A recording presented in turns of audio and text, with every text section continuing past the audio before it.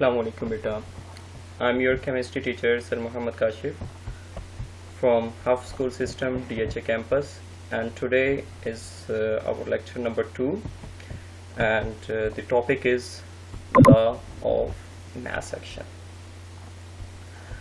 अब बेटा क्वेश्चन ये है कि लॉ ऑफ मास रिएक्शन किसने पेश किया? तो ये 2 साइंटिस्ट थे, कुलबर्ग और वेग। इन दोनों साइंटिस्ट ने लॉ ऑफ मास रिएक्शन पेश किया। अब ये रिएक्शन बताता क्या है?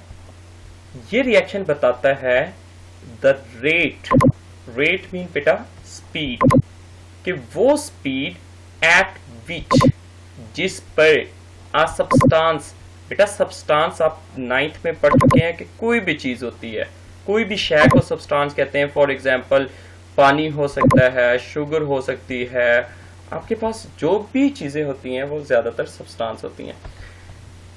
वो substance react is directly proportional to the active mass, कि वो सब्सटेंस की जो स्पीड होती है रिएक्शन की वो डायरेक्टली प्रोपोर्शनल होती है।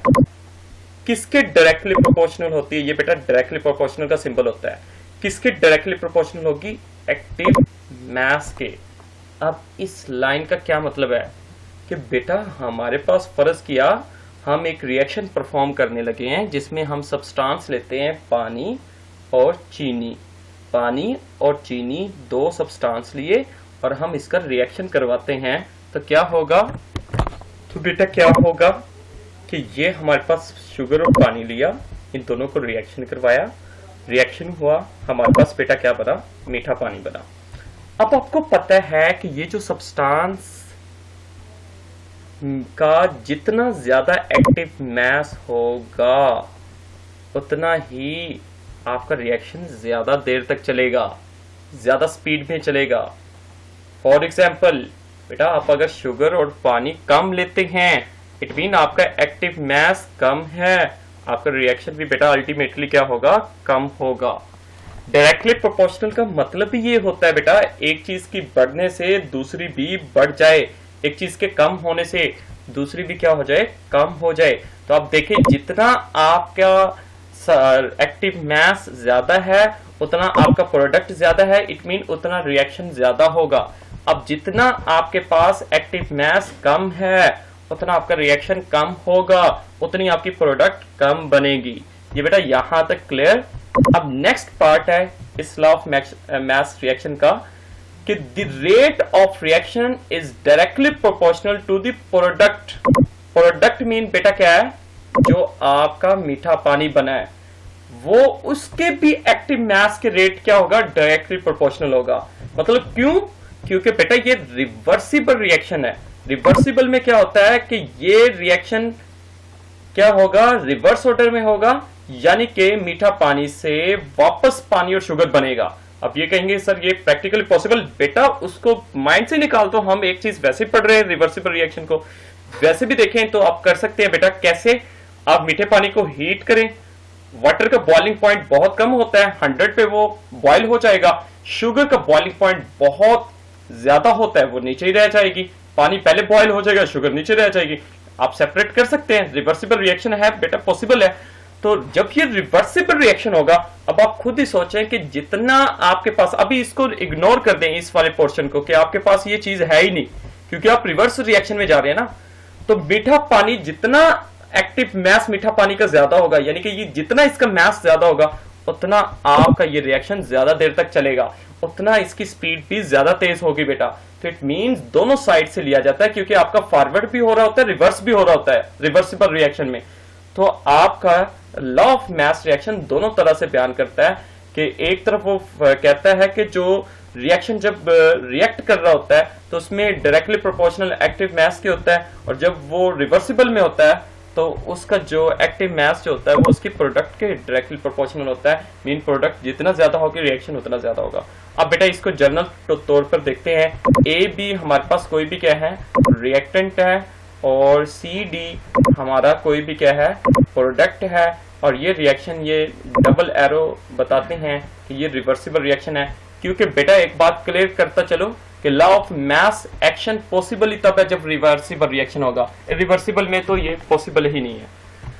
अब बेटा देखें, रेट ऑफ फॉरवर्ड हमने पढ़ा, वो किसके डायरेक्टली प्रोपोर्शनल था? एक्टिव मास के था। ठीक है बेटा, ये सिंबल है डायरेक्टली प्रोपोर्शनल की। अब इस सिंबल को खत्म करने के लिए मैथ क्या कहती है कि आप इक्वल का साइन लगा दें और एक कांस्टेंट लगा दें। यहां पे के एफ से मुराद क्या है? फॉरवर्ड का कांस्टेंट है। बाकी बेटा एज इट इज लिखी जाएंगी, बाकी आपका वो उसी तरह आ गया, क्योंकि फॉरवर्ड में आपका क्या आते हैं? रिएक्टेंट आते हैं। इसके बाद आपने देखा बेटा सेकंड पे चले जाए, रेट ऑफ रिवर्स रिएक्शन, वो भी डायरेक्टली प्रोपोर्शनल था CD, यानी कि मैंने आपको बताया कि मीठा पानी, क्योंकि ये रिवर्सिबल रिएक्शन होगा। अब जो रिएक्शन का रेट होगा वो डिपेंड करेगा मीठा पानी यानी कि आपके प्रोडक्ट के ऊपर कि वो कितना, उसका मास ज्यादा है, एक्टिव मास कितना ज्यादा। अगर उसका एक्टिव मास ज्यादा है तो इट मीन आपका ये रिएक्शन ज्यादा रेट पे चलेगा। तो देखिए बेटा, अब ये डायरेक्टली प्रोपोर्शनल को खत्म करने के लिए सिंबल इक्वल की और अगेन कांस्टेंट KR से क्या मीन है बेटा? रिवर्सिबल रिएक्शन का कांस्टेंट। और बेटा एसिटिक CD आ गया। CD मीन बेटा आपकी कोई भी प्रोडक्ट है, मीठा पानी है, कुछ भी है, जो भी आपने रिएक्शन परफॉर्म करवाना है। अब बेटा देखें, एट इक्विलिब्रियम स्टेट में देखें तो हमने क्या कल पढ़ा था कि इक्विलिब्रियम स्टेट में फॉरवर्ड का रिएक्शन और रिवर्स का रिएक्शन क्या होते हैं? इक्वल होते हैं। तो फॉरवर्ड की जगह ये फॉरवर्ड का आ जाएगा बेटा। अब रिवर्स रिएक्शन की जगह, रिवर्स रिएक्शन में क्या आ गया था? ये वाली चीज आ गई थी, उसकी जगह वो लिख देंगे आप। मैथमेटिकल बेटा पोर्शन है ना। अब देखें, अब नेक्स्ट पे देखें तो लॉ ऑफ मास रिएक्शन कहां पे अप्लाई हो रहा है? इक्विलिब्रियम पे बेटा, क्योंकि रिवर्सिबल रिएक्शन होगा लिहाजा इक्विलिब्रियम भी आ जाएगा। अब इक्विलिब्रियम में हम KF तो लेंगे नहीं, क्योंकि फॉरवर्ड रिवर्स को तो नहीं लेते हम। इक्विलिब्रियम की स्टेट में है तो इक्विलिब्रियम कांस्टेंट लेना चाहिए। अब हम क्या करेंगे? कांस्टेंट को एक साइड पे करेंगे, मैसेज को एक साइड पे करेंगे। अब बेटा देखें, KR इधर क्या हो रहा है? मल्टीप्लाई हो रहा है प्रोडक्ट के साथ, वो इधर जाकर क्या हो जाएगा बेटा? डिवाइड हो जाएगा। तो फिर आपके ये क्या हो गए? कांस्टेंट एक साइड पे हो गए बेटा। नेक्स्ट पे देखें, आपके यहाँ पे एक्टिव मास क्या हो रहा है? KF के साथ मल्टीप्लाई, ये उस साइड पे बेटा क्या हो जाएगा? प्रोडक्ट के साथ क्या हो जाएगा? डिवाइड हो जाएगा। ये बेटा हो गया। तो यहाँ पे देखिए KF ओवर KR, ये आपकी क्योंकि इक्विलिब्रियम की बात करते हैं तो KF ओवर KR जो होगा, अब ये आपका एक कांस्टेंट बन जाएगा जिसको हम KC यानी कि इक्विलिब्रियम कांस्टेंट कहें। तो बेटा देखिए यहाँ पे तो KC आपके पास इक्विलिब्रियम कांस्टेंट आ गया, CD आपके पास क्या है? प्रोडक्ट, और AB क्या है? Over reactant. तो बेटा हमेशा याद रखना, इक्विलिब्रियम कांस्टेंट अब किसके बराबर होगा? प्रोडक्ट ओवर रिएक्टेंट के। बेटा प्रोडक्ट ओवर रिएक्टेंट के आपने हमेशा लेना है। यहां तक बेटा कोई कंफ्यूजन है तो बता देना। नेक्स्ट बेटा हमारे पास इसी लॉ ऑफ मास रिएक्शन का पोर्शन आगे आ जाता है कि derivation of expression for equilibrium constant for journal reaction. अब हम जर्नल रिएक्शन को लेकर चलते हैं। तो जर्नल रिएक्शन में बेटा क्या होगा कि rate of chemical reaction is directly proportional to the product of molar concentration of reactant raise to power. अब बेटा इसका क्या मीन है? आपको पढ़ने में भी मुश्किल होगी, मीन बेटा आपको अंडरस्टैंड नहीं हो सकेगा। अब देखें यहां पे किसी भी केमिकल रिएक्शन का जो रेट है, रेट की बात कर चुका हूं, स्पीड ऑफ रिएक्शन कह सकते हैं बेटा, डायरेक्टली प्रोपोर्शनल होता है। बेटा किसके डायरेक्टली प्रोपोर्शनल होगा? प्रोडक्ट के। बेटा यहां पे प्रोडक्ट मीन आपका वो मीठा पानी बनना नहीं है, क्लियर याद रखिएगा। यहां पे लफ्ज प्रोडक्ट से मुराद क्या है बेटा? मल्टीप्लीकेशन, जिसके लिए हम ये सिंबल बेटा जाहिर करते हैं। तो यहां पे प्रोडक्ट आपकी इससे क्या मीन है? मल्टीप्लीकेशन। किसकी multiplication? Of the molar concentration. अब बेटा मोलर कॉन्सेंट्रेशन किसकी होगी? रिएक्टेंट की होगी बेटा। मोलर कॉन्सेंट्रेशन क्या होती है बेटा? मोलर कॉन्सेंट्रेशन का मतलब ये होता है कि मिकदार, अमाउंट, क्या आप कितनी मिकदार में ले रहे हैं रिएक्टेंट के तो को। सपोज क्या कि आप कितना पानी लेते हैं, आप 3 ग्राम लेते हैं, 4 ग्राम लेते हैं, ये मीन होता है आपका बेटा मोलर कॉन्सेंट्रेशन से। तो ये क्या होगा कि जो रेट ऑफ केमिकल रिएक्शन है डायरेक्टली प्रोपोर्शनल है किसके बेटा? प्रोडक्ट ऑफ मोलर कॉन्सेंट्रेशन के। मोलर कॉन्सेंट्रेशन के प्रोडक्ट के क्या होता है? डायरेक्टली प्रोपोर्शनल होता है। यानी कि मोलर कॉन्सेंट्रेशन जितनी ज्यादा होगी, यानी कि वही मीन आ गया बेटा के मिकदार जितनी ज्यादा होगी आपकी रिएक्टेंट की, सिंपल अल्फाज में गई, तो उतना रेट ऑफ रिएक्शन ज्यादा होगा। जाहिर बात है कि आपने पानी और शुगर ज्यादा लिया है, आपने उनकी मिकदार ज्यादा ली है, तो रेट ऑफ रिएक्शन भी क्या होगा, ज्यादा होगा बेटा। अब यहाँ पे एक और बात कही गई है कि वो जो मोलर कॉन्सेंट्रेशन हो जाएगी वो क्या हो जाएगी, raise to power equal of their number of मोल।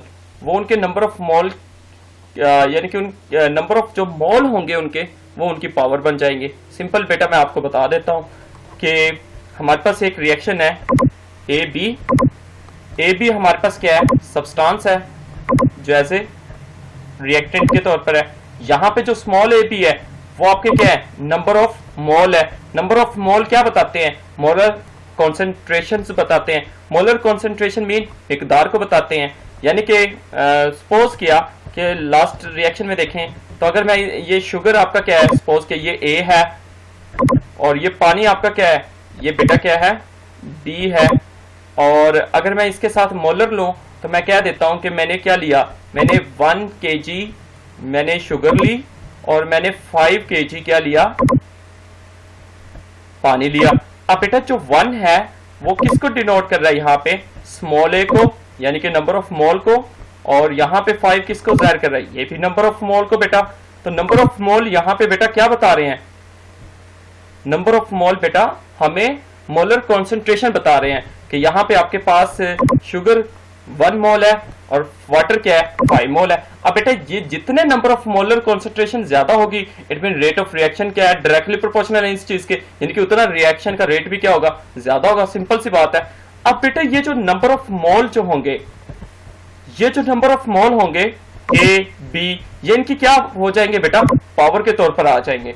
ये बात कही गई है कि molar concentration of its reactant raise to power, वो उनकी पावर बन जाते हैं equal to their number of mole. और वो जो पावर होती है वो किसके इक्वल होती है, नंबर ऑफ मोल के इक्वल होती है। यानी कि यहाँ पे जो भी है 5 लिखा हुआ है, 3 लिखा हुआ है, वही जाके ऊपर पावर बनेगी। यानी कि जो पावर है वो किसके इक्वल है, नंबर ऑफ मोल के इक्वल है। तो यानी कि ये जो आपने कोई भी रिएक्शन परफॉर्म किया और आपने उसमें नंबर ऑफ मोल भी ले लिए, तो वो उसकी क्या बन जाएंगे, पावर बन जाएंगे। तो ये रेट ऑफ फॉरवर्ड ये उस तरह पावर बना। ये देखिए बेटा डायरेक्टली की अलामत को खत्म करने के लिए KF आ गया। सिंपल सी बात है, पहले भी कर चुके हैं। Again rate of reverse reaction किसके होता है, प्रोडक्ट के ऐसे होता है। और इसमें क्या आ जाएगा, KB भी कह सकते हैं आप इसको, और KR भी कह सकते हैं। बी से मुराद बैकवर्ड रिएक्शन होता है, बैकवर्ड को आप रिवर्स भी कह सकते हैं। तो बेटा ये CD आ गया। अब CD के साथ जो मोलर कॉन्सेंट्रेशन होगी वो उसकी पावर बन जाएगी। सिंपल सी बात है बेटा। अब इक्विलिब्रियम में क्या होता है, फॉरवर्ड रिवर्स क्या होते हैं, इक्वल होते हैं। तो ये फॉरवर्ड रिवर्स आ गया। फॉरवर्ड और रिवर्स में क्या होता है, KF ओवर KR ले लिया जाता है। यानी कि आप कांस्टेंट को एक साइड पे कर लेते हैं और आप रिएक्टेंट को क्या कर लेते हैं, एक साइड पे कर लेते हैं। और फिर इसमें क्या हो जाता है बेटा, ये आपका प्रोडक्ट बन जाएगा। और ये आपका क्या हो जाएगा बेटा, वो सॉरी बेटा, ये आपके पास एक new equilibrium constant mean KC आ जाएगा। और बेटा ये एज इट इज वो आ जाएगा। बस इसमें आपने क्या देखना है, सिंपल सी बात है बेटा, वही सब कुछ है। लेकिन आपने क्या करना है कि जो नंबर ऑफ मोल्स होंगे उनको आपने सिंपल उनकी क्या बना देना है, पावर बना देना है। सिंपल सी बात है बेटा, जो भी नंबर ऑफ मोल होंगे। मजीद आपको मैं एक एग्जांपल से समझा देता हूं। यहाँ पे मेरे पास एक रिएक्शन है, तो इसका कहा जाता है कि इसके ऊपर law of mass reaction apply करें। तो लॉ ऑफ मास रिएक्शन में क्या होता है, KC हमारे पास किसके इक्वल आता है, क्योंकि KC की बात करेंगे ना हम, तो KC किसके इक्वल होता है, प्रोडक्ट ओवर रिएक्टेंट के। तो देखिए इसमें क्या होता है। अब बेटा इसमें देखिएगा KC किसके इक्वल आ गया, प्रोडक्ट ओवर रिएक्टेंट के। आपका प्रोडक्ट यहाँ पे इस एग्जांपल में क्या है, ACl है। ये आपका बेटा क्या है, प्रोडक्ट है ओवर रिएक्टेंट। रिएक्टेंट आपका क्या है, H2Cl2। बेटा ये आपने अलग अलग लिखना है, क्योंकि प्रोडक्ट तो आपके पास अब एक ही आ रही है, तो इसलिए मैंने एक ही लिखी है। अब आपके पास रिएक्टेंट में 2 आपके पास एक्टिव मैसेज है, आपने दोनों सेपरेट करके लिखने हैं।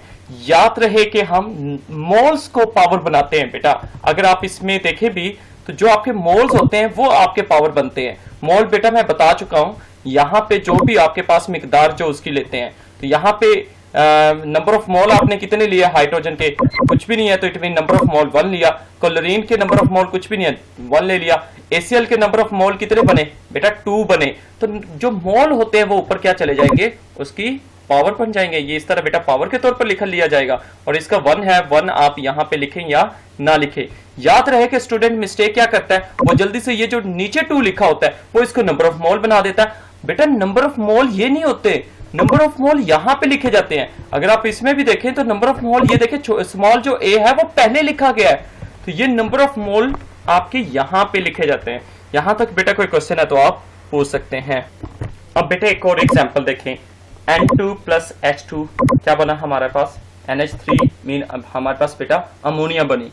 अब इसमें हम क्या करते थे, नंबर ऑफ एटम इस एरो से पहले और इस एरो के बाद इक्वल करते थे।